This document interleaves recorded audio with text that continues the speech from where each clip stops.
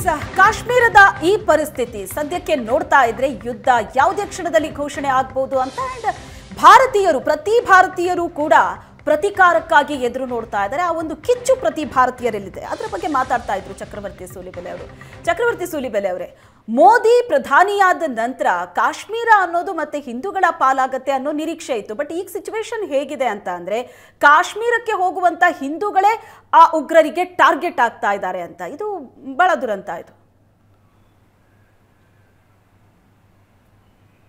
Correct, ನಾನು ಒಪ್ಕೊಳ್ತೀನಿ. ಆದರೆ ನಾನು ಯಾವ ಕಾರಣಕ್ಕೂ ಸರ್ಕಾರವನ್ನು ಇಲ್ಲಿ ಸಮರ್ಥಿಸ್ಕೊಳ್ಳಿಕ್ಕೆ ಹೋಗೋದಿಲ್ಲ. ನನಗೀಗಲೂ ಕೂಡ ಈ ವಿಚಾರದಲ್ಲಿ ಬೇಸರ ಇದೆ. ಏನು ಅಂತಂದರೆ, ಈ ದೇಶದ ಪ್ರಧಾನಮಂತ್ರಿ ನರೇಂದ್ರ ಮೋದಿ ಆಗಿರುವಾಗಲೂ ಕೂಡ ಈ ದೇಶದ ಹಿಂದೂಗಳು ಕಾಶ್ಮೀರಕ್ಕೆ ಹೋಗಿ ಸಾಯಬೇಕಾದಂಥ, ಅತ್ಯಂತ ಕೆಟ್ಟದಾಗಿ ಸಾಯಬೇಕಾದಂಥ ಸ್ಥಿತಿ ಬರುತ್ತೆ.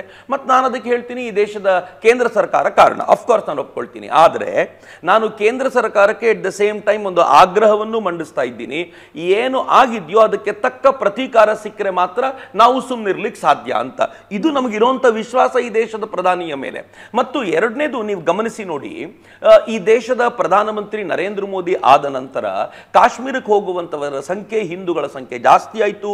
ಹಿಂದೂಗಳಲ್ಲಿ ಜಾಗ ಪರ್ಚೇಸ್ ಮಾಡ್ತಿದ್ದಾರೆ, ಅಲ್ಲಿ ಮಂದಿರಗಳು ತಲೆ ಎತ್ತುತ್ತಾ ಇವೆ, ಅಲ್ಲಿ ಮಠಗಳು ತಲೆ ಎತ್ತುತ್ತಾ ಇವೆ. ಇವೆಲ್ಲವೂ ಕೂಡ ಹಿಂದೂ ಸಂಸ್ಕೃತಿಯನ್ನ ಪುನರ್ ನಿರ್ಮಿಸುವಂತ ಅಥವಾ ಅವರಿಗೆ ಬೇಕಾಗಿರುವಂತ ಜಾಗವನ್ನ ಕಲ್ಪಿಸಿಕೊಡುವಂತ ಪ್ರಯತ್ನ.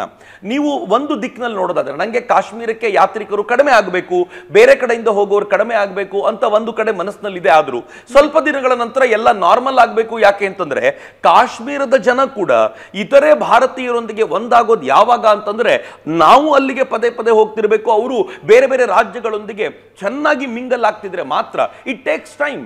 ಕಾಂಗ್ರೆಸ್ನವರು ಕಳೆದ 70-75 ವರ್ಷಗಳಲ್ಲಿ ಎಷ್ಟು ಕೆಟ್ಟದ್ದಾಗಿರುವಂತ ಆಡಳಿತವನ್ನ ನಡೆಸಿದ್ದಾರೆ ಅಂತಂದ್ರೆ, ಕಾಶ್ಮೀರಿಗರಿಗೆ ನಾವು ಪ್ರತ್ಯೇಕ ಅನ್ಸೋದಷ್ಟೇ ಅಲ್ಲದೆ ಇತರೆ ಭಾರತೀಯರಿಗಿಂತ ಶ್ರೇಷ್ಠ ಎನ್ನುವ ದುರಹಂಕಾರ ತಲೆಗೆ ಹೋಗಿದೆ. ಅದನ್ನು ತೆಗಿಬೇಕು ಅಂತಂದ್ರೆ, ನಿಮಗಿಂತ ಶ್ರೇಷ್ಠರು ಬೇರೆ ರಾಜ್ಯಗಳಲ್ಲಿ ಬಿಡಿ, ಉತ್ತರ ಪ್ರದೇಶದಲ್ಲಿದ್ದಾರೆ, ಹರಿಯಾಣದಲ್ಲಿದ್ದಾರೆ, ಮಧ್ಯಪ್ರದೇಶದಲ್ಲಿದ್ದಾರೆ ಅನ್ನೋದನ್ನ ಅವರಿಗೆ ತೋರಿಸಿಕೊಡಬೇಕಾದಂತ ಅಗತ್ಯ ಇದೆ ಅಂತ ನನಗನ್ಸುತ್ತೆ.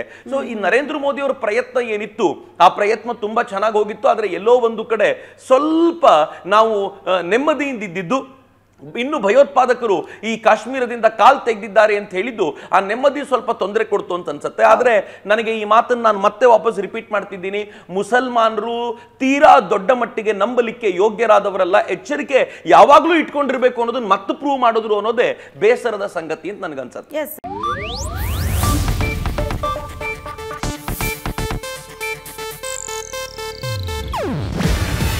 ಇದು ಏಷ್ಯಾನೆಟ್ ನ್ಯೂಸ್ ನೆಟ್ವರ್ಕ್ ಪ್ರಸ್ತುತಿ.